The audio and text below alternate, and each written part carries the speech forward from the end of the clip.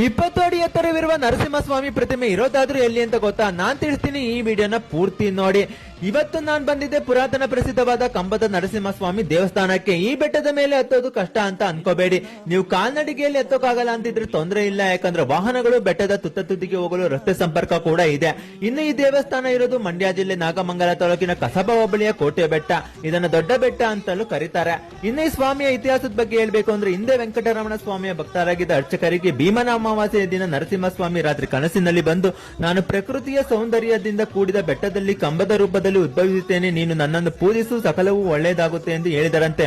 ಆಗ ಸ್ವಾಮಿಯು ನಾಡಿನ ಒಳಿತಿಗಾಗಿ ಇಲ್ಲಿ ಬಂದು ಕಂಬದ ರೂಪದಲ್ಲಿ ಉದ್ಭವಿಸಿದರು ಎಂದು ಹೇಳಲಾಗುತ್ತೆ. ಇನ್ನು ಮೇ ತಿಂಗಳಲ್ಲಿ ಸ್ವಾಮಿಯ ಜಾತ್ರಾ ಮಹೋತ್ಸವ ಕೂಡ ನಡೆಯುತ್ತೆ. ಈ ಹಾಗೆ ನರಸಿಂಹಸ್ವಾಮಿ ಹಿರಣ್ಯಕಶಿಪುವನ್ನು ಸಂಹಾರ ಮಾಡುತ್ತಿರುವ ಮೂರ್ತಿಯನ್ನು ಸಹ ನೀವು ಇಲ್ಲಿ ಕಾಣಬಹುದು.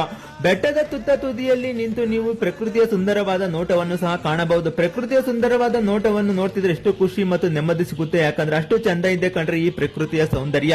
ಹಾಗೆ ನೀವು ಕೂಡ ಈ ಬೆಟ್ಟನ ವಿಸಿಟ್ ಮಾಡಿಲ್ಲ ಅಂದ್ರೆ ಬೇಗ ವಿಸಿಟ್ ಮಾಡಿ ಅಂತ ಹೇಳ್ತಾ ಸಿಗುವ ಮತ್ತೆ ಧನ್ಯವಾದಗಳು.